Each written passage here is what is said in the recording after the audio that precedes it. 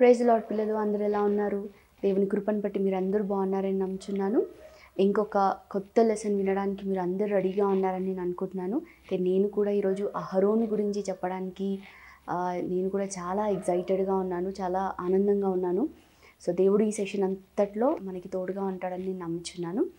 అయితే ఈ అహరోను లెసన్ నేర్చుకోవే ముందు ఎప్పటిలాగా మనం బైబిల్ పోర్షన్ ఒకసారి విందాము. సంఖ్యాకాండము 26వ అధ్యాయము 59వ వచనం. ఇక్కడ వీళ్ళ కుటుంబం గురించి రాయబడి ఉంది. నెక్స్ట్ వచ్చేసి నిర్గమకాండము 4వ అధ్యాయం నుంచి 11వ అధ్యాయం వరకు. నెక్స్ట్ నిర్గమకాండము 26వ అధ్యాయం నుంచి 29వ అధ్యాయం వరకు. నిర్గమకాండం 32వ అధ్యాయం. అయితే కింద వర్క్ షీట్ కూడా ఇవ్వబడుతుంది కదా, అక్కడ కూడా మీకు బైబిల్ పోర్షన్ రాసి ఉంటుంది, అది కూడా చూసుకొని చదువుకోవచ్చు. నెక్స్ట్ మనం మెమరీ వర్స్ చూసుకుందాం. హెబ్రీలకు రాసిన పత్రిక 4వ అధ్యాయం 14వ వచనం చదివి వినిపిస్తాను. ఆకాశ మండలము గుండా వెళ్ళిన దేవుని కుమారుడైన యేసు అను గొప్ప ప్రధాన యాజకుడు మనకున్నాడు గనుక మనం ఒప్పుకొనిన దానిని గట్టిగా చేపట్టుదుము.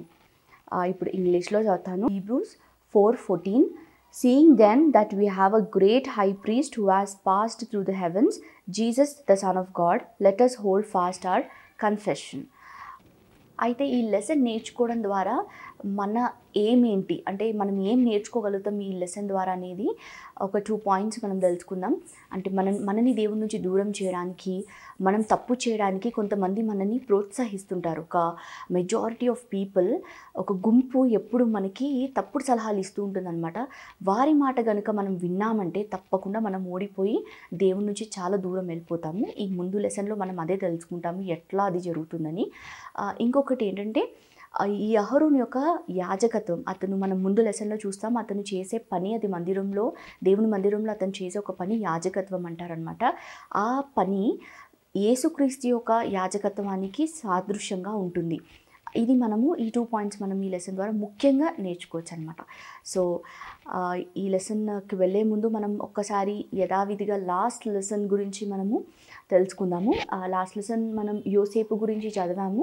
అందరికీ గుర్తుంది, అందరు చదివారు, అందరు చూశారు వీడియో అని నేను అనుకుంటున్నాను.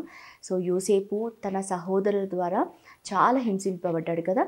ఏ తప్పు చేయకపోయినా యోసేపుని వాళ్ళ అన్నలు గోతిలో పడేసి, తర్వాత ఐగుప్తుకి అమ్మేసి, తర్వాత అతను అక్కడ చెరసాలలో వేయబడి ఉన్నాడు. ఎంతో కష్టపడ్డాడు. కానీ దేవుడు అతన్ని ఎలా పైకెత్తాడో, ఆ కరువు సమయంలో అతనికి దేవుడు ఆలోచన ఇచ్చి ఎలా ఐగుప్తుని రక్షించాడో, తర్వాత కానాన్లో నివసించే తన కుటుంబాన్ని కరువుల నుంచి చనిపోకుండా ఎంత అద్భుతంగా దేవుడు సహాయం చేసి వారిని ఐగుప్తుకి తీసుకొచ్చాడో మనం చదివాం. అలాగే యేసుక్రీస్తు కూడా ఏ తప్పు చేయకపోయినా తన సహోదరుల చేత తృణీకరించబడి మన పాపంలో ఆయన మోసి మన కొరకు చనిపోయి తన రక్తం ద్వారా మనకు ఒక రక్షణని అనుగ్రహించాడని కూడా మనం లాస్ట్ లెసన్లో మనం విన్నాం కదా. ఈరోజు మనం నేర్చుకోబోయేది అహరోను అనే వ్యక్తి గురించి. అహరోన్ అనే పేరుకి అర్థం వచ్చేసి the one who brings light. Actually మెరిసే వెలుగు అంటారు, వెలుగుని తెచ్చేవాడు అని కూడా అంటారనమాట. సో అహరోన్ ఎవరో మీకు తెలుసా? మనం మోషే గురించి చాలాసార్లు వినే ఉంటాం కదా. అయితే ఈ మోషే యొక్క అన్ననే అహరోన్ అనమాట. సో లాస్ట్ లెసన్లో మనం విన్న యోసేపు ఒక అన్నలు గురించి మనం విన్నాం కదా. ఎంతమంది వారు? మొత్తం 12 మంది కదా. యాకోబు కుమారులు 12 మంది. ఈ 12 మందిలో లేవి అనే ఒక వ్యక్తి కూడా ఉన్నాడనమాట. సో ఈ లేవి యొక్క వంశానికి చెందిన వాడే అహరోన్ అనమాట. సో లేవి యొక్క 3 కుమారుల్లో ఒక కుమారుడికి అమ్రాము పుడతాడు.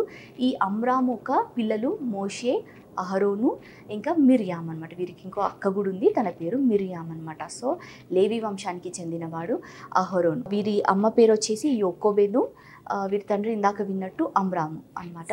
సో ఇప్పుడు అహరోన్ యొక్క ఫ్యామిలీ గురించి తెలుసుకుందాము. అహరోన్ యొక్క భార్య పేరు ఎలీషెబా. వీరికి 4 కుమారులు ఉన్నారు.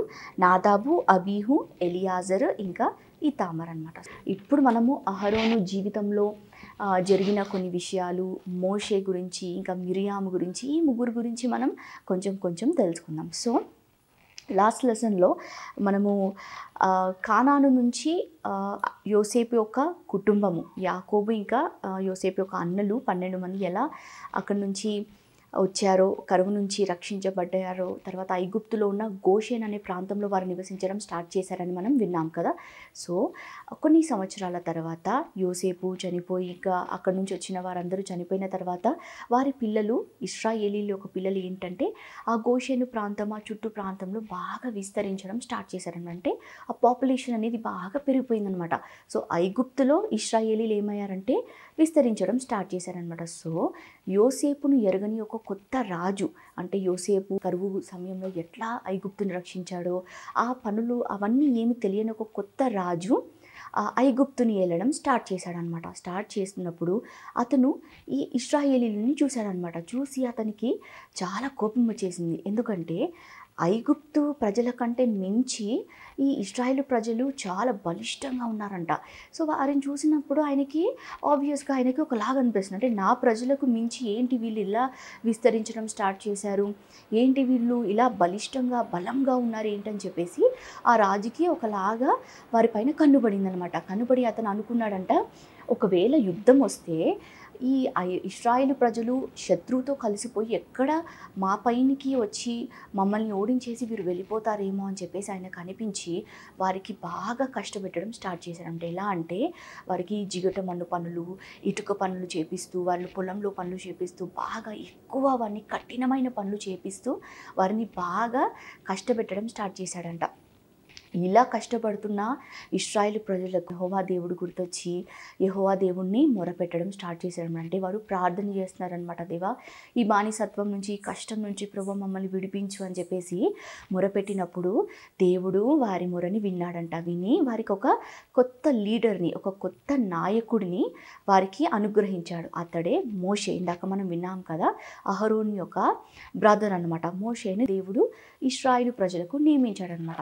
అయితే ఈ దేవుడు ఏం చేశాడు, మోషేకు ఒకరోజు ప్రత్యక్షమై అద్భుతంగా మాట్లాడాడనమాట. ఏమనంటే, మోషే నువ్వు వెళ్ళి ఫరో రాజుతో నువ్వు వెళ్ళి ఎదుర్కొని నువ్వు మాట్లాడాలి, ఇశ్రాయేలు ప్రజలను ఐగుప్తు నుంచి విడిపించమని చెప్పేసి నువ్వు మాట్లాడాలని చెప్పినప్పుడు అప్పుడు మోషే ఒక ఎక్స్క్యూజ్ చెప్తాడనమాట, ఒక సాకులాగా చెప్తాడు. ఏంటంటే, ప్రభా నేను నోటి మాంద్యం గలవాడను, నాలుక మాంద్యం గలవాడను అని చెప్తారంటే స్టామరింగ్ టంగ్ అంటాం ఇంగ్లీష్లో, అంటే నత్తి అనమాట. అంటే సరిగ్గా మాట్లాడలేకపోవడం, క్లియర్గా మాట్లాడలేని ప్రభా నేను వెళ్ళి ఎలా ఫరో రాజుతో మాట్లాడాలి, అతను ఎంతో గొప్పవాడు కదా, అలా ఎలా నేను మాట్లాడగలను ప్రభా, నా వల్ల కాదు అని చెప్పేసి అంటాడు. సో వెంటనే దేవుడు ఒక సొల్యూషన్ ఇస్తాడనమాట. ఏంటంటే, నీ అన్న అహరోన్ ఉన్నాడు కదా, అతను చక్కగా మాట్లాడతాడని నాకు తెలుసు, సో నీకు బదులుగా ఫరోతో మాట్లాడడానికి నేను అతన్ని పంపిస్తాను, నీకు తోడుగా అతన్ని పంపిస్తాను, నేను నీకును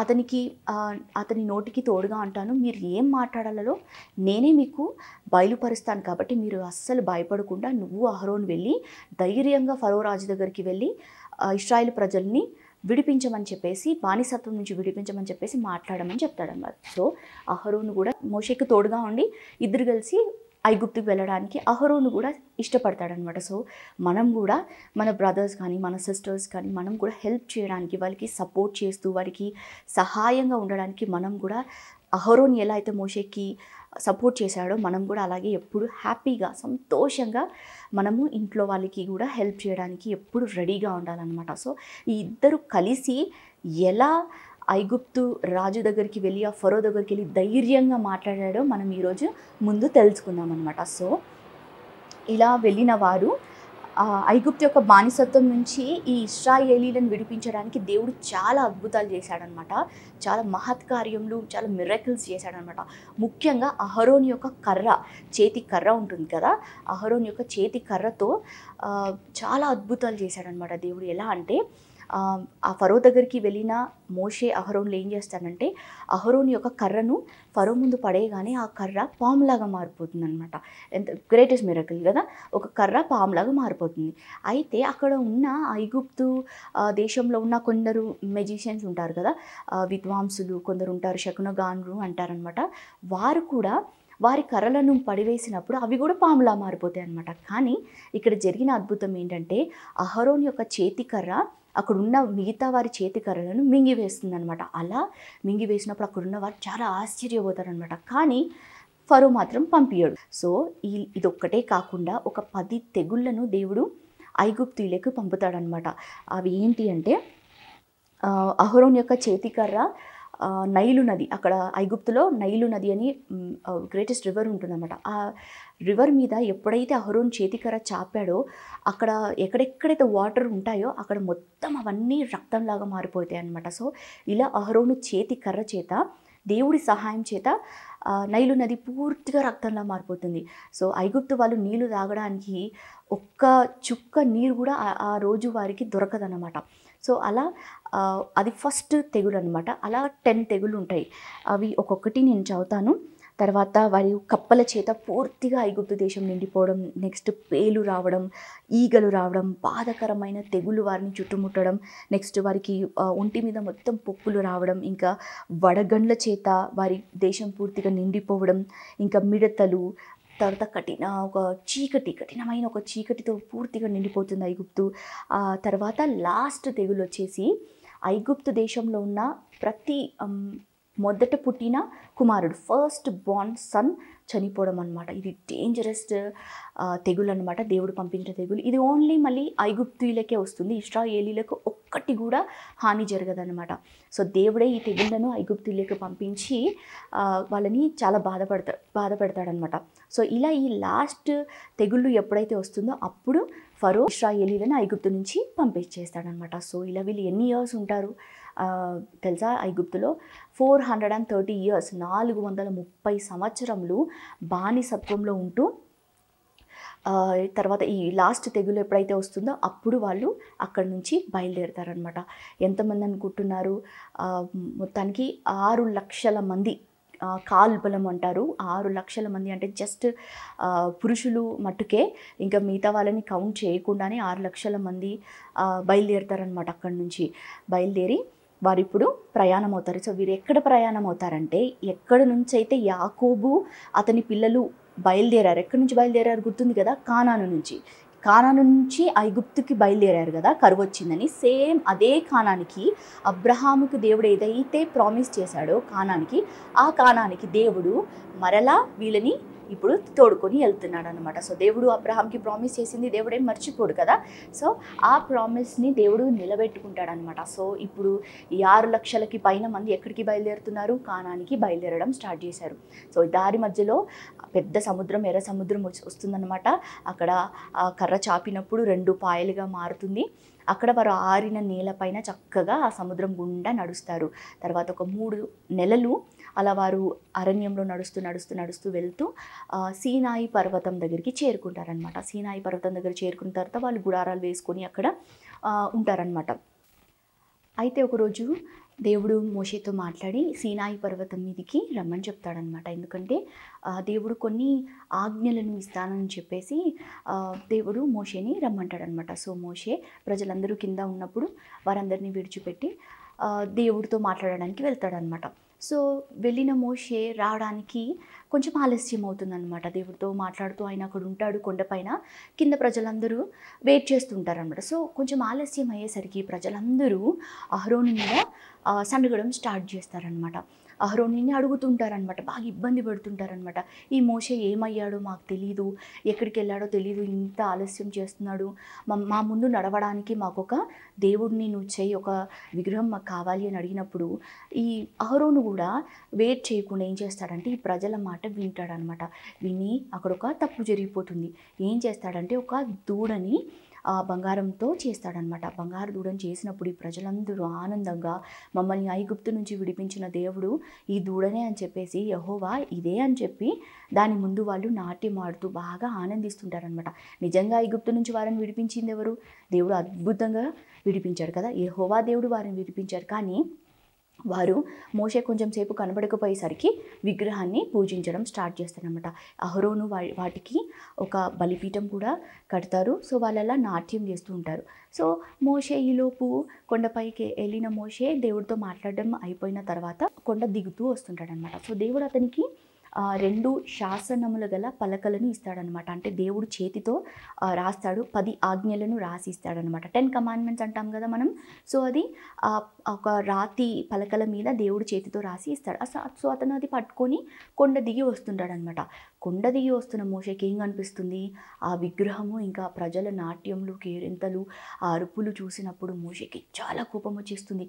నిజమైన యెహోవా దేవుని విడిచిపెట్టి ఏంటి ప్రజలు ఇలా విగ్రహానికి మొక్కుతున్నారని చెప్పేసి అతను ఆ 2 పలకలను కింద కోపంతో పడేసి వారిపైన బాగా కోపం తెచ్చుకుంటాడనమాట. తర్వాత అహరోనుని అడిగి అహరోన్తో కూడా మాట్లాడతాడు. ఎందుకు ఇలా చేసావని చెప్పేసి అన్నప్పుడు అహరోను బాధపడతాడనమాట అలా చేసినందుకు. సో మనము లెసన్ స్టార్టింగ్లో ఏం తెలుసుకున్నాం, మనం గురి ఏంటి అని తెలుసుకున్నాం కదా. మెజారిటీ ఆఫ్ పీపుల్, కొందరు మనని తప్పు చేయడానికి ప్రోత్సహిస్తారని విన్నాం కదా. సో ఇదే అనమాట ఆ ఇన్సిడెంట్. ఆ గుంపు ఉన్న ప్రజల మాట అహరోను ఆలోచించకుండా వినడం బట్టి ఏమైపోయింది, ఆ రోజు ఒక ఫెయిలియర్ అతను చూశాడు, ఒక ఓటమిని అతను రుచి చూశాడనమాట. సో అతను అలా ఓడిపోయి ఆ ప్రజల చేత పాపంని చేయించాడనమాట. సో మనం కూడా మనని ఎవరైనా తప్పు చేయడానికి ప్రోత్సహించినా, మనకి తప్పు అని అనిపిస్తున్నా కొందరు అది పనులు మనం చేయమంటుంటారు. అలా మనం ఎప్పుడైనా ఎవరైనా ప్రోత్సహించినప్పుడు దేవుడి వైపు చూస్తూ భయం కలిగి మనం ఉండాలి. ఎవ్వరి మాట కూడా మనం వినకూడదన్నమాట. సో ఇంకొక ఇన్సిడెంట్ అహరోను జీవితంలో జరుగుతుందన్నమాట. అదేంటో మనం చూద్దాము. సో మోషే ఒక స్త్రీని పెళ్లి చేసుకుంటాడు. తను వచ్చేసి కూషు దేశపు స్త్రీ, తన పేరు సిప్పోరాతో. ఈ సిప్పోరా తన భార్య విషయమై అహరోను ఇంకా మిరియాము వారి అక్క ఉంది కదా, తను ఏం చేస్తారనమాట, మోషే మీద సనగడం స్టార్ట్ చేస్తారనమాట తన విషయమే. సో నీతోనే దేవుడు మాట్లాడతాడా, మా ద్వారా మాట్లాడడా అని చెప్పేసి వారు ఏం చేస్తారనమాట, ఇద్దరు మోషే మీద సనగడం స్టార్ట్ చేస్తారనమాట. స్టార్ట్ చేసినప్పుడు దేవుడికి చాలా కోపం వస్తుంది. ఎవరి మీద? అహరోను మీద, ఇంకా మిరియాం మీద కోపం వచ్చేసి మిరియాంకు వెంటనే కుష్ఠరోగం వచ్చేసింది అనమాట. దేవుడి కోపం వారిపైన రగులుకున్న వెంటనే మిరియామికి కుష్ఠరోగం రాగానే అక్కడ అహరోను వెంటనే మోషేని బతిమలాడతాడనమాట. అయ్యో, తన అక్క విషయమై తను చాలా సారీగా ఫీల్ అవుతాడనమాట. తను బాధపడతాడు, పశ్చాత్తాపడతాడనమాట తను చేసిన తప్పు విషయమే. అట్లా మోషేతో అడిగినప్పుడు మోషే వెంటనే దేవుడి సన్నిధికి వెళ్ళి వారి విషయమే ప్రార్థన చేసినప్పుడు దేవుడు మరలా కనికరపడి మిరియాముకు స్వస్థతనిస్తాడనమాట. సో ఇక్కడ ఈ ఒక ఇన్సిడెంట్ ద్వారా మనం ఏం తెలుసుకుంటామంటే, మనము కూడా ఎప్పుడైనా మనకి తప్పు చేసినట్టు అనిపిస్తే, మీకు ఎప్పుడైనా అనిపిస్తుందా? తల్లిదండ్రులకు తెలియకుండా కొన్ని పనులు మనం చాటుగా చేస్తుంటాము, లేదా కొన్ని విషయాలలో మనము తప్పుగా మాట్లాడడం ద్వారా, లేదా ఏదైనా చెడ్డ పనులు చేసినప్పుడు మనకి అనిపిస్తుంది లోపల మనం తప్పు చేశామని. మీకు ఎప్పుడైనా అలా అనిపించిందా? అలా అనిపించినప్పుడు మనం వెంటనే ఏం చేయాలంటే, అహరోను ఎలాగైతే ప్రార్థన చేసి ఎలాగైతే బతిమలాడాడో అలా మనము దేవుని దగ్గర ఎప్పుడైతే మన తప్పులను ఒప్పుకొని క్షమాపణ అడుగుతామో తప్పకుండా దేవుడు క్షమిస్తాడు. మన పాపములను మనలోనే దాచుకొని మనం బాగున్నామని ఎప్పుడైతే అనుకుంటామో మెల్లిమెల్లిగా మనం దేవుడి నుంచి దూరం అవ్వడం స్టార్ట్ చేస్తాం. ఒక్కొక్క స్టెప్ మనం వెనక్కి వెళ్తూ ఉంటాం అనమాట. కానీ ఎప్పుడైతే మనకి మన హృదయంలో అనిపిస్తుందో నేను తప్పు చేస్తున్నాను, నా తల్లిదండ్రులకు తెలియకుండా కొన్ని విషయాలు చేస్తున్నాను, నా తల్లిదండ్రులకు నేను అవిధేయత చూపిస్తాను, లేదా నా ఫ్రెండ్స్తో ఉన్నప్పుడు కానీ నేను తప్పు చేస్తున్నానని అనిపించినప్పుడు వెంటనే నిజమైన మన దేవుడి దగ్గరికి వెళ్ళి మనం ప్రార్థన చేసి, ప్రభువా నన్ను క్షమించు, నేను ఈ తప్పులు చేశాను అని అడిగినప్పుడు తప్పకుండా దేవుడు మనల్ని క్షమించి మనల్ని తన దగ్గరికి తీసుకుంటాడనమాట. అహరోన్ జీవితంలో జరిగిన ఇంకొక సంఘటన గురించి మనము తెలుసుకుందాం ఇప్పుడు. అయితే దేవుడు ఇశ్రాయేలు ప్రజల మధ్యలో నివసించడానికి ఒక మందిరాన్ని ఏర్పాటు చేయమని చెప్తాడనమాట. అది ప్రత్యక్షపు గుడారము అని అంటారు. అయితే ఈ మందిరం గురించి మనము వివరంగా నెక్స్ట్ లెసన్లో నేర్చుకుందాము. అది అహరోన్ పార్ట్ 2 అని నెక్స్ట్ వీడియో వస్తుంది మీకు.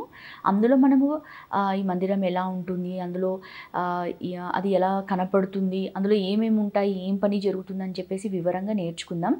అయితే ఈ మందిరంలో పనిచేయడానికి దేవుడు అహరోనుని, అతని కుమారులను ప్రత్యేకంగా ఎన్నుకుంటాడనమాట. అంటే అది అతను అందరిలో వారిని మట్టికే ప్రత్యేకపరుచుకొని వారితో ఆ మందిరంలో దేవుడు పని చేయమని చెప్తాడనమాట. ఓన్లీ ఈ అహరోను ఇంకా అతని కుమారులు మట్టుకే అందులో పనిచేసేవారు. అయితే దీన్ని బట్టి ఇంకో కొంతమంది ఎవరైతే ఉంటారో లేవి వంశస్థులే, వారికి ఈ విషయాన్ని బట్టి మోషే అహరోనుల మీద చాలా కోపం వస్తుందన్నమాట. వారు బాగా ఈర్ష్య పెంచుకుంటారు, వాళ్ళు చాలా జెలసీ పెంచుకుంటారనమాట వారిపైన. వాళ్ళు కొన్ని మాటలు అంటారనమాట, మీరే పరిశుద్ధులా, ఎందుకు మీరు దేవుని సన్నిధిలో మిమ్మల్ని మీరే అలా హెచ్చించుకుంటున్నారని చెప్పేసి, ఇంకా మీతో మాకు ఇంకా పని లేదు అని చెప్పేసి కొన్ని మాటలు వాళ్ళు మోషే అహరోనుల మీద వాళ్ళు సనగడం మొదలు పెడతారనమాట. అయితే దేవుడు ఈ మాటలన్నీ వినేసి అహరోనుని దేవుడు ఏర్పరచుకున్నాడని ప్రజలకు తెలియజేయడానికి ఒక పనిని చేయమని చెప్తాడనమాట మోషేకి.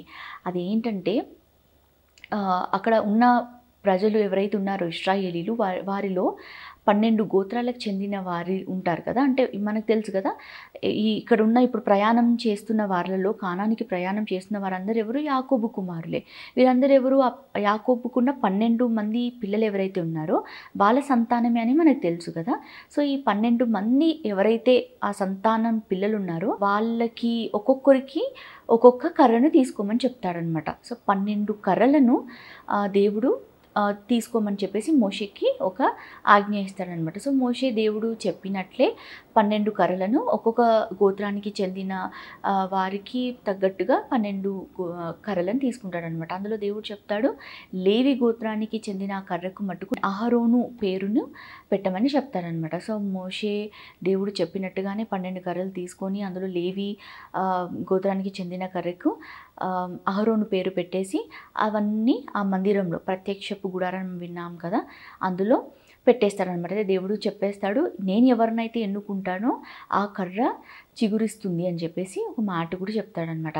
సో మరునాడు నెక్స్ట్ డే ఎప్పుడైతే మోషే ఆ ప్రత్యక్ష గుడారంకి వెళ్ళి చూస్తాడో అక్కడ దేవుడు చెప్పినట్టు అహరోను కర్ర మట్టుకు చిగురించి ఉంటుందన్నమాట. అది చిగురించడమే కాక అది పువ్వులు పూస్తుంది, దానికి బాదాము కాయలు కూడా వచ్చినట్టు మనం చూస్తాం. మనం బేసికలీ మనకు తెలుసు కదా, చెట్టు ఎలా మనము నాటుతాము, నేలని మనం తవ్వేసి ఒక చెట్టుని నాటినప్పుడు అది కొన్ని రోజుల తర్వాత మెల్లగా చిగురుస్తుంది. ఇంకా చెట్టు కొంచెం పెద్దగైన తర్వాత అప్పుడు దానికి ఒక పువ్వు వస్తుంది కదా, ఆ పువ్వులో నుంచి ఒక కాయ రావడము, ఆ కాయ పెద్దగైన తర్వాత మనం తీసుకొని దాన్ని తినడం జరుగుతుంది. ఇది కొన్ని నెలలు, కొన్ని చెట్లకైతే కొన్ని సంవత్సరాలు పడుతుంది. కానీ ఇక్కడ దేవుడు ఒక అద్భుతం చేస్తున్నాడు. ఒక నైట్లోనే ఏ నేలలో పెట్టకపోయినా కూడా ఆ కర్ర జస్ట్ అట్లా చిగురించిపోయి కాయ కూడా కాసినట్టు మనం చూస్తున్నాం అనమాట. దేవుడు అలా ఆ ప్రజలందరికీ తెలియజేయడానికి ఒక అద్భుతం అక్కడ చేసి చూపిస్తాడనమాట. సో మోషే ఆ కర్రలన్నింటినీ బయటికి తీసుకొచ్చి వారందరికీ చూపించినప్పుడు అక్కడ వాళ్ళందరూ వారి కళ్ళతో చూస్తాడు ఏంటంటే అహరోను ఒక కర్ర చిగురించిందని చెప్పేసి వాళ్ళు చూస్తారనమాట. సో దాన్ని బట్టి వాళ్ళు అర్థం చేసుకుంటాడు, దేవుడు అహరోనుని ప్రత్యేకంగా ఈ మందిరము ఒక పని కోసం ఎన్నుకున్నాడు, తన పని చేయడానికి ఎన్నుకున్నాడని చెప్పేసి అప్పుడు వారికి బాగా క్లియర్గా అర్థమయ్యేటట్టు దేవుడు అక్కడ ఆ రోజు ఒక పనిని చేస్తాడనమాట. సో ఈ లెసన్ మీ అందరికీ అర్థమైందని నేను అనుకుంటున్నాను. సో నెక్స్ట్ లెసన్లో నెక్స్ట్ పార్ట్లో మనం ఈ ప్రత్యక్షపు గుడారం, ఈ మందిరం గురించి చాలా క్లియర్గా చాలా విషయాలు మనం తెలుసుకుందాం. చాలా ఇంట్రెస్టింగ్ సబ్జెక్ట్ అది. మనం నెక్స్ట్ వీడియోలో అవన్నీ మనం నేర్చుకుందాము. అయితే ఈ లెసన్ ద్వారా దేవుడు మనతో ఏం మాట్లాడాడో ఒక 3 పాయింట్స్ మనం తెలుసుకుందాం. మనము మోషేకి అహరోన్ ఎట్లా సంతోషంగా సహాయం చేయడానికి ముందుకొచ్చాడో అట్లా మనం కూడా మన బ్రదర్స్ సిస్టర్స్కి కానీ మనకి తెలిసిన వారికి మనం సహాయం చేయడానికి సంతోషంగా మనం ముందుకు రావాలి, వారికి మనం చాలా సపోర్ట్ చేయాలి. ఇంతకుముందు కూడా మనం విన్నాం ఈ పాయింట్. సో ఇంకొకటి వచ్చేసి మనని తప్పు చేయడానికి ప్రేరేపించిన వారిని ఎప్పుడు కూడా మనము ప్రోత్సహించకూడదు. మనము తప్పు అని మనకి తెలిసినా కూడా కొందరు మనని అది చేయడానికి చాలా చాలా ఎంకరేజ్ చేస్తుంటారు. కానీ మనము అది చేయకుండా ఎప్పుడైనా మనం ఒకవేళ సందేహంగా మనకి అనిపించినప్పుడు చేయాలా చేయొద్దా అని అనిపించినప్పుడు వెంటనే దేవుడి దగ్గర అడిగిన ఎడల తప్పకుండా దేవుడు మనకి సమాధానం ఇస్తాడు. ఇంకా లాస్ట్లోకి వచ్చేసరికి మనము తప్పు ఎప్పుడైతే చేశామో మన హృదయంలో మనం తప్పు చేశామని మనకి ఎప్పుడైనా అనిపిస్తుందో వెంటనే అది మన లోపల దాచుకోకుండా దేవుని దగ్గర ఒప్పుకునేడలా తప్పకుండా మన పాపాలను దేవుడు క్షమించి దేవుడు మనల్ని దగ్గర తీసుకుంటాడని చెప్పేసి మనం ఇది మిరియాముకు జరిగిన ఆ సంఘటన వల్ల మనము తెలుసుకున్నాం. సో అందరికీ అర్థమైందని నేను నమ్ముచున్నాను. మరి నెక్స్ట్ లెసన్ కోసం అందరూ ఎదురు చూస్తూ ఉండండి. ఆ లెసన్ అర్థం అవ్వాలంటే మీరు ఈ లెసన్ మంచిగా వినాలని నేను కోరుకుంటున్నాను. సో మనం ఒక చిన్న ప్రేయర్ చేసుకొని ఈ లెసన్ని ముగించుకుందాం. పరలోకమందున మా తండ్రి యేసయ్య, ఇంతవరకు మీరు మాకు తోడుగా ఉండి అహరోను గురించి కొన్ని విషయాలు మేము తెలుసుకోవడానికి మీరు మాకు ఇచ్చిన ఈ కృపను బట్టి చాలా వందనాలయ్యా. స్తోత్రములు ప్రభు. దేవా, ఈ నెక్స్ట్ జరిగే లెసన్స్లో సెషన్స్లో కూడా మీరు మాకు తోడుగా ఉండండి ప్రభా. మేము ఇతరులకి సహాయం చేయడానికి ప్రభా, మేము చేసిన తప్పులని బట్టి ప్రభా మీ ఎదుట మేము ఒప్పుకొని క్షమాపణ పొందుకోవడానికి ప్రభా మాకు అవకాశాన్ని ఇవ్వండి. ఈ నేర్చుకున్నవి ఏవి కూడా మర్చిపోకుండా మా హృదయాలలో వీటన్నిటిని మీరు దాచిపెట్టి ఉంచమని మాకు ఇంతవరకు తోడుగా ఉన్నందుకు మీకు చాలా వందనాలు తెలియజేస్తూ యేసయ్య అతి పరిశుద్ధ నామములో బతిమలాడి వేడుకుంటున్నాను పరమ తండ్రి. ఆమేన్.